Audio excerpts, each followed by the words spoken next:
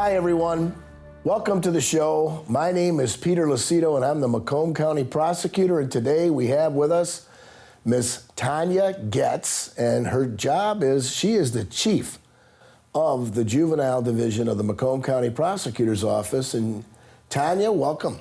Thank you, Pete. Thank you so much for having me. Well, it's important because Macomb County is the second largest school district in the state, and if I've learned anything, we have to educate our kids. It's part of the overall process, and the state mandates this, that a child shall go to school.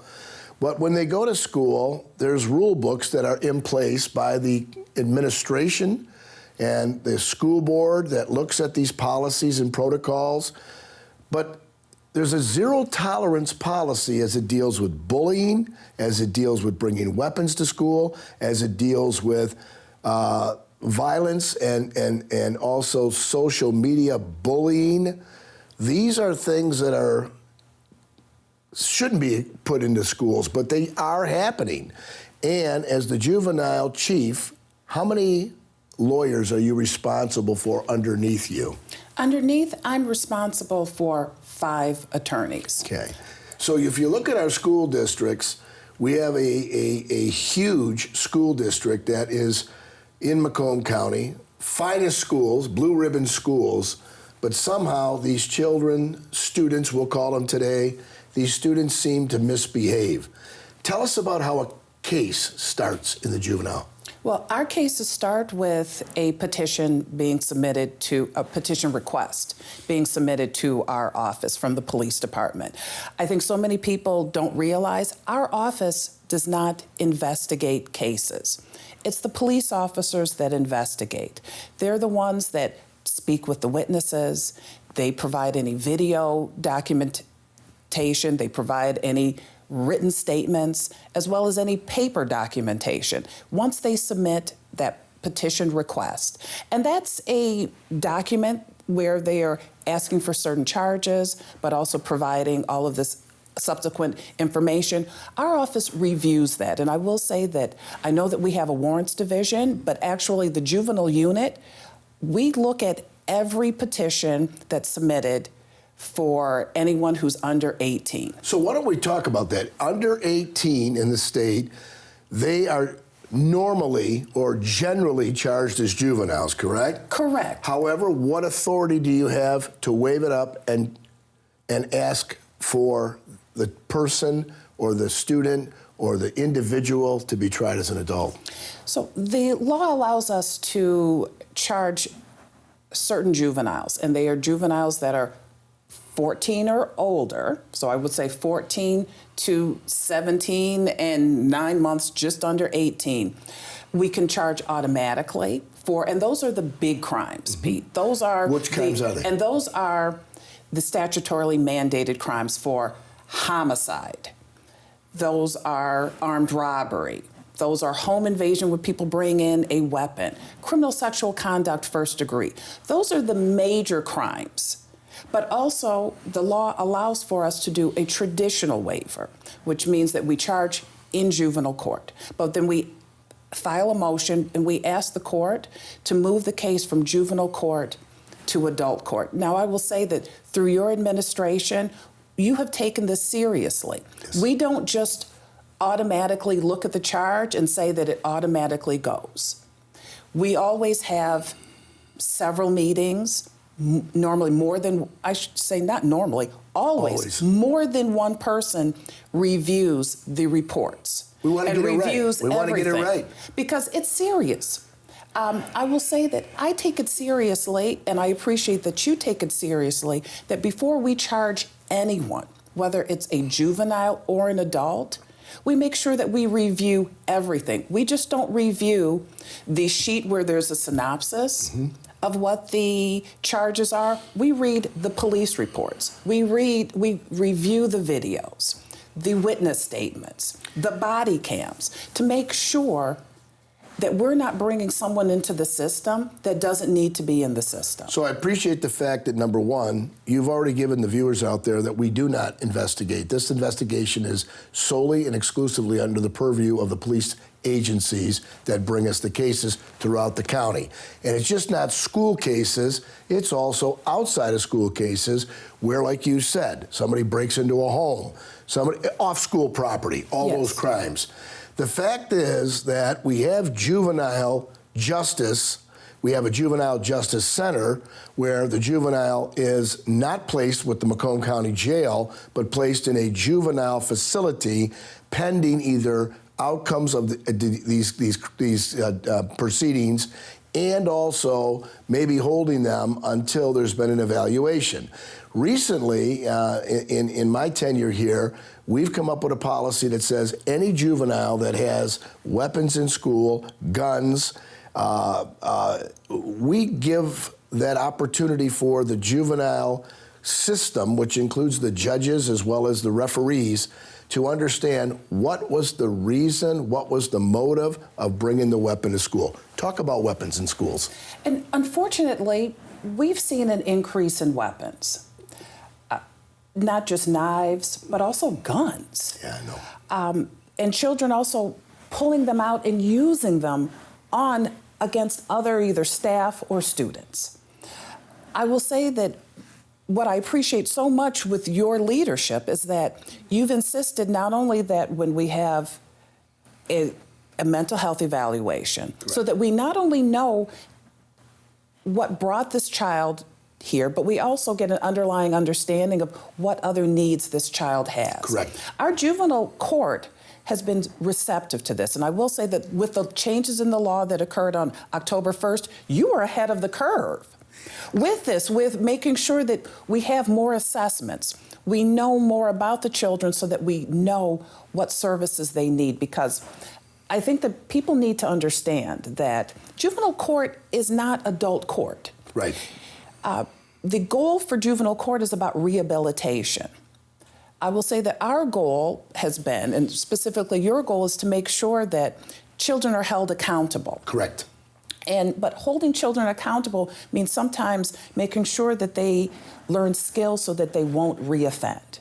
So that if there's mental health treatment that they need, that there's a push to make sure, with the assistance with their parents, with the court, with community mental health, or even private agencies, that these children get the help that they need. You are the one that indicated, and I appreciate that leadership, when you said, we know that as juveniles, that the brain's not fully developed, and we have services. It's more of a service industry for the juvenile to get the tools necessary to make that rehabilitation.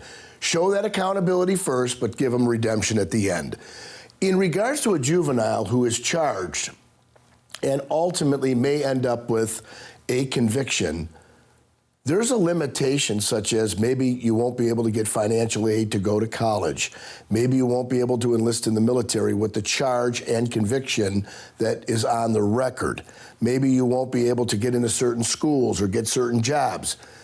There is these things that need to be put in the minds of the juveniles prior to them making the change in their life to do something wrong. How much have you seen that stigmatizes these juveniles that hinder their process of going on in life? Well, I will say that the law has changed since October, so that it is harder for most of the public to be able to see juvenile cases. However, police reports are still public. School records are still known to school staff.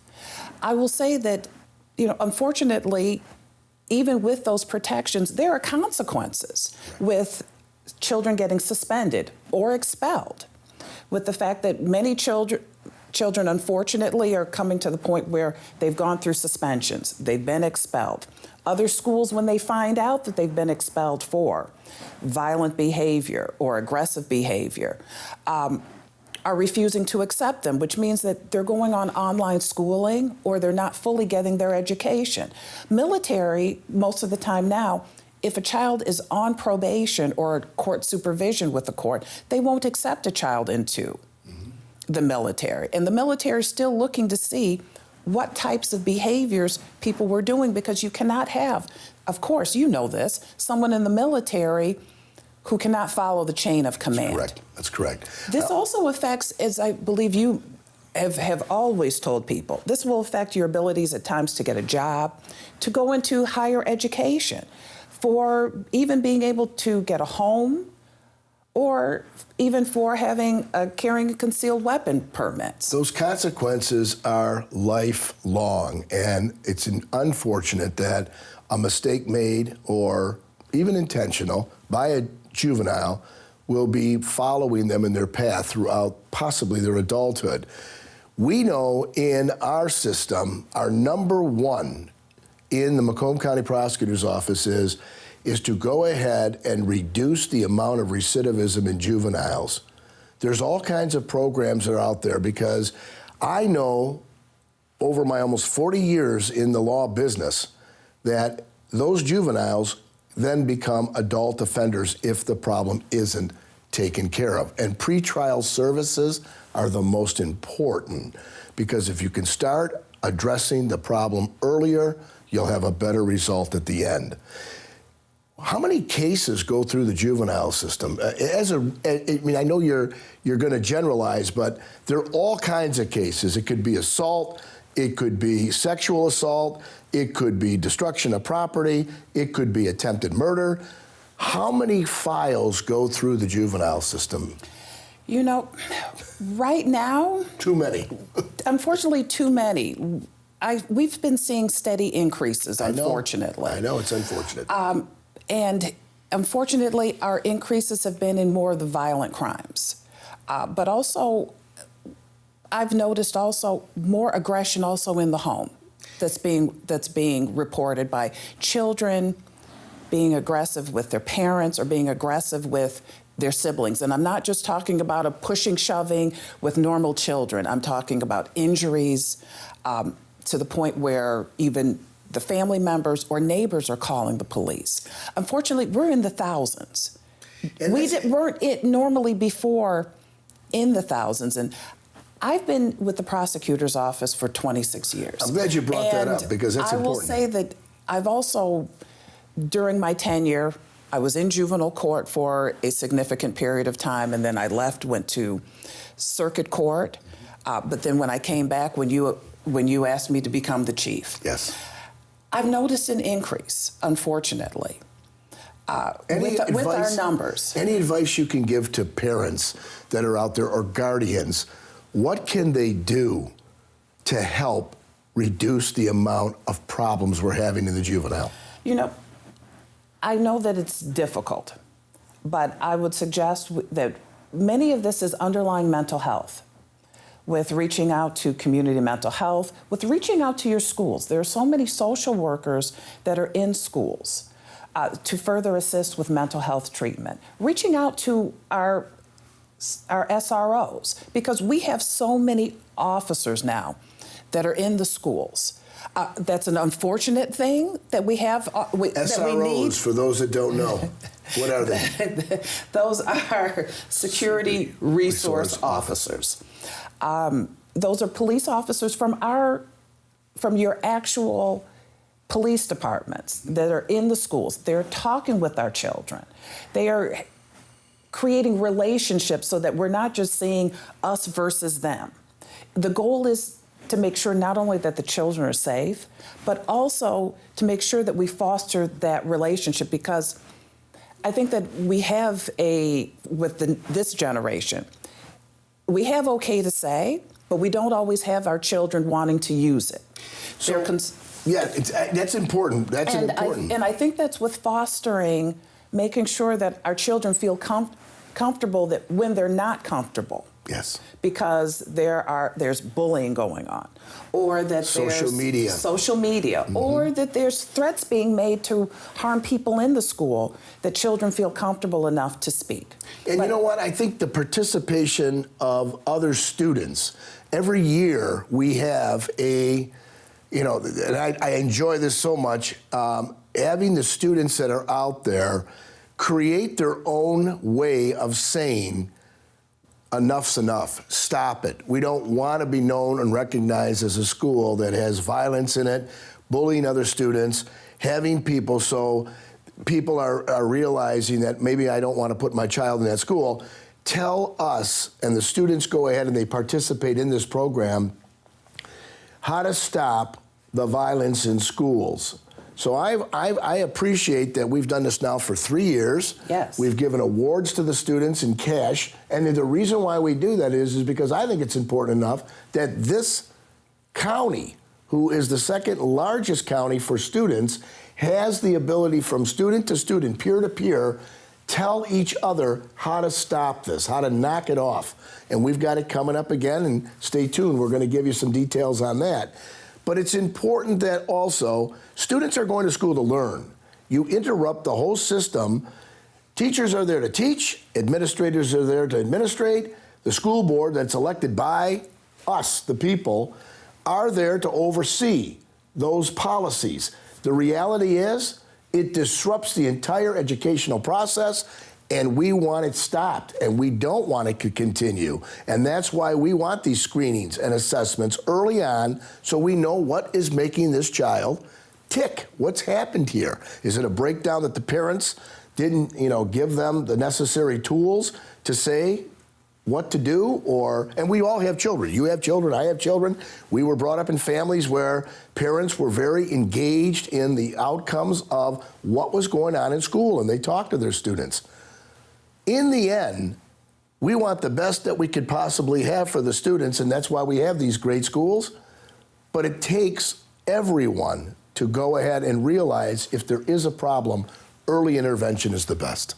It is, and that's why it's so important with the programs that you've started. I have been in schools where I've spoken either by myself or also with the Sheriff's Department staff and the SRO to speak to students about the consequences of criminal behavior. Also, just to talk about crimes and make sure that they understand the need to be respectful of others, but also the consequences if they're not. We offer the opportunity to speak to not only schools, to parents, to communities. That is open. This administration is open to making sure that we do the best to reduce recidivism. We have probably the best outreach program that is available for a county prosecutor division, with Tanya Getz being the chief. She'll come into your school and she will go ahead and give a presentation about outcomes. But these pamphlets are available in libraries, they're available at police departments.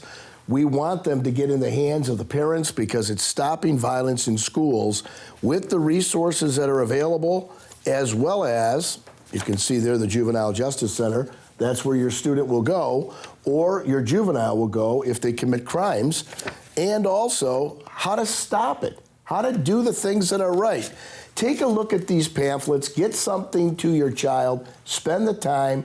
That's why we're there. And if you want, Tanya and her group are more than happy to come out and see you right inside the school and bring to you a presentation that may critique or curtail the information to stop the violence in our schools. I don't know what else to say, Tanya, except I appreciate you doing what you do every day and your entire team in the Juvenile Justice Unit, but the leadership that you've shown and the consideration and very conscientious about what these referees and judges are doing. We all have to get this done together, and we will, one way or the other. Can you tell the viewers a final closing statement so that they can help in this process? It's not all doom when it comes to our children. I have seen extraordinary children rise to the occasion when it comes to standing up for what's right, making sure that they look out for others. Yes. I know that as the prosecutor, most of the time they look at us and think that we're just trying to punish. We're the bad guys. But in the end, truly with juvenile court, this is about rehabilitation. This is trying to make sure that not only are we looking out for the best interest of the community, but also the best interest of the child. Tanya, thanks for being with us today. I appreciate, again, all that you do for our youth in this county, but also looking after that, making it fair, fundamentally fair, and getting the right help immediately so that they can go on a better path in life. Thanks for being with us. Thank you.